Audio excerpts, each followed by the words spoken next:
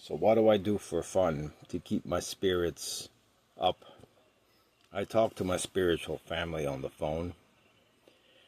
I talk to my daughter a lot. I have one kid. I never wanted to have any more kids because this place is evil. And it's wrong. I think it is. And I've had to end relationships with certain women because they would either say, yeah, no kids, and then try to be sneaky about it. And I wasn't having that. No, I will. Made a vow, no more kids. I'm not bringing another life into this world to suffer. So let's stick to the things I do for fun. I create a lot. I meditate a lot. I write poems, stories. Very creative. I have a lot of inside me to externalize. But again, people are not on my wavelength. I have published literary works. I will not share them because a lot of those literary works forewarned about human regression many years ago. And look where we're at now, just as I predicted. So they're certainly not worthy of those books anymore. They're not going to be smart enough. They're not going to be receptive to anything that actually has autonomous generated content. You know, if something is done for real with genuine intent, they're not receptive to it. I don't believe so. So it's kind of pointless. I share the stuff now and they're like, it doesn't matter. They are whatever the elite determine they become. And if the elite want them to be shit, then they're shit, period. So every time they say shit about the elite or this and that, they don't operate outside of the spheres of control, the satanic spheres of control. They can't escape them. They're not strong enough, they're not smart enough, and they're certainly not elevated in consciousness enough to get out of it. So it sucks, and it's sad. I wish I had people to connect with, and I can't find them, so I'm done. So sometimes for entertainment, I look at old commercials from Puerto Rico from 1981, at a time when I was 6 years old and I was happy. So in 1981, families were more united because the boomers weren't at the hierarchy of family back then. It was the generation before usually keeping the families together by force if need be.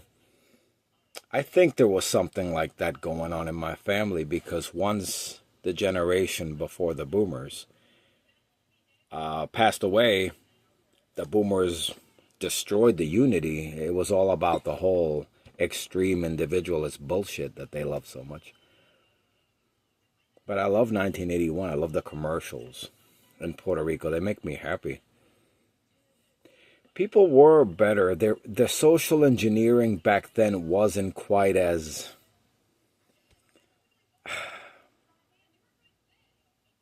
unsavory as it is now.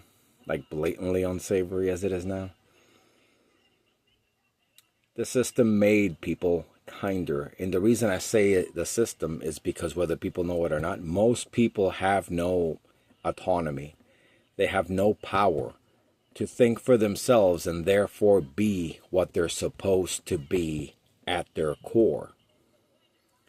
Therefore, whether they know it or not, they are influenced to become by the external force of the system, and the system is controlled by the elites, to become mostly certain types of different archetypes that are socially encouraged and programmed through mind control to become.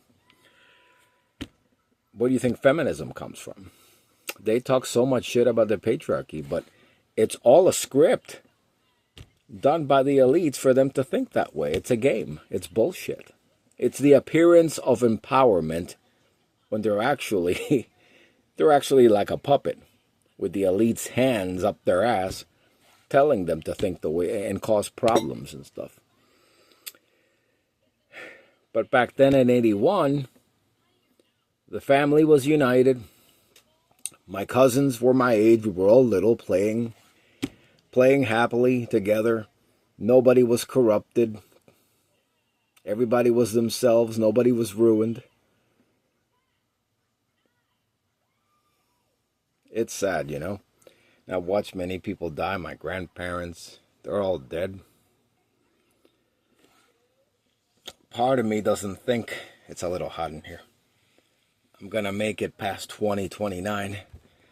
But if that's the case, that's how it should be. No one lasts forever.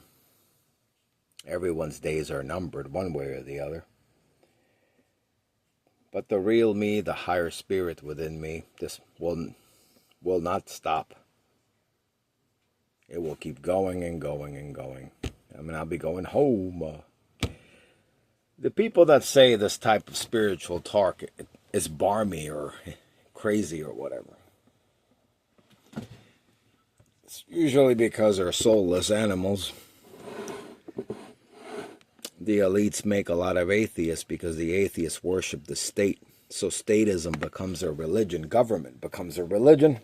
And they're easy to control that way. A person with no spirit. Total commitment to the physical world and fitting in within the boundaries of the conceptual frameworks of the Saturnian death cult, which is what we're under. And they worship the state. They worship government. And they believe every word the government says. So atheists are good for that. Through the eyes of the elite, you know. But the people that rule this world aren't atheists. In fact, you can't join Freemasonry if you're an atheist because they know there's something out there. Just like the powers that be know there's something out there. The Rosicrucians know there's something, right?